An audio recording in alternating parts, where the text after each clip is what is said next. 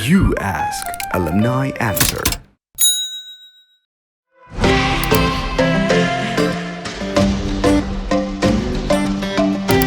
Aku mau ambil PM, tapi aku masih galau juga, kan ada DM sama DA.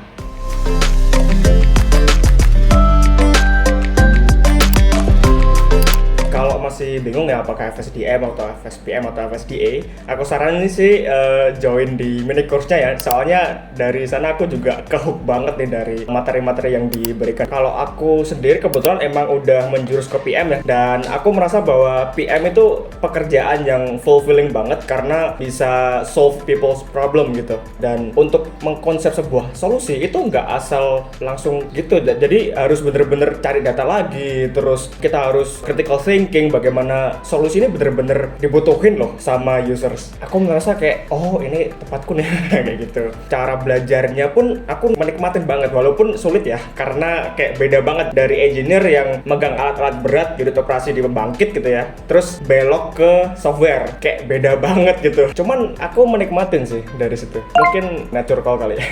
Total biaya FSPM itu berapa ya buat fresh grad?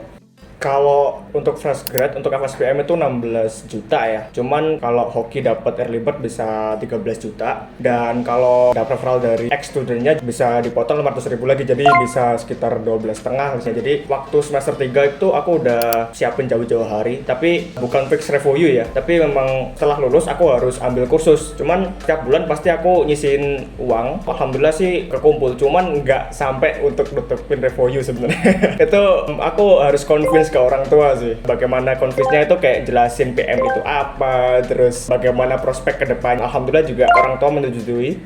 Untuk yang nggak ada background PM, adaptasi apa yang akan sulit?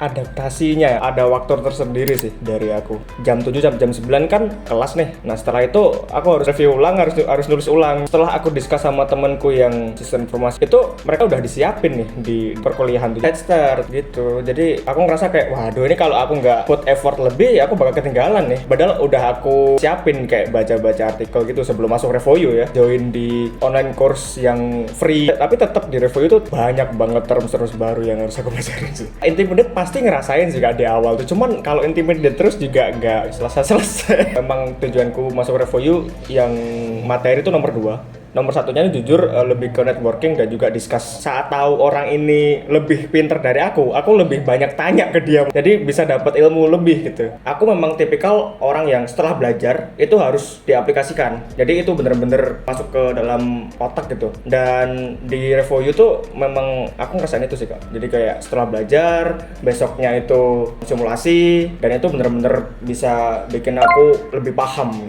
Nanti kita work as a PM di Review Labs ya. Itu gimana sih?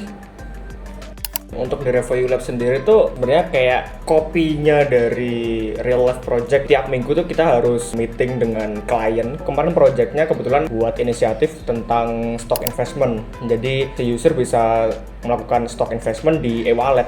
Senin sampai Kamis itu ngerjain, dan hari Jumat siang harus disubmit untuk hasil kerjanya, dan malamnya itu meeting dengan klien. Dari sana kita dapat feedback nih, approach yang lebih bagus gimana, dan kadang klien juga memberikan challenge ke kita, research, ideasi. Dan untuk ngelakuin researchnya sendiri juga kita harus bener-bener nentuin nih, kira-kira kita pakai survei atau interview, dan crafting the question bener-bener bagus gitu, agar insight yang kita dapat dan feedback kita dapat bisa digunakan untuk mengonsep ideasi. Berapa lama sampai dapat job offer setelah lulus full stack? Berapa nih? Sebulan setengah kayaknya. Untuk di karir super sendiri sih, kebetulan coach aku memang sangat suportif ya, terlebih di crafting aset. Kemarin itu aku crafting dari CV, portfolio, gitu-gitu. Aku lebih banyak ini sih discuss dengan karir coach itu lebih kayak real life sebagai associate product manager sih. Dapat gambaran dari real life-nya sih. Setiap company kan beda-beda ya, produknya beda-beda, framework yang digunakan tuh beda-beda, culture-nya beda-beda kan. Jadi career coach kemarin tuh bener-bener kayak ngasih gambaran banget gitu. Dan kebetulan beliau juga ngasih kayak, kalau kamu butuh mock up HR interview, aku ada nih temen. Jadi kayak bener-bener support banget gitu. Tapi yang paling aku suka dari review itu nggak menyuapin studentnya. Jadi yang aktif tuh memang studentnya, yang kita approach ke career coach-nya. Optimalnya result itu tergantung dari studentnya.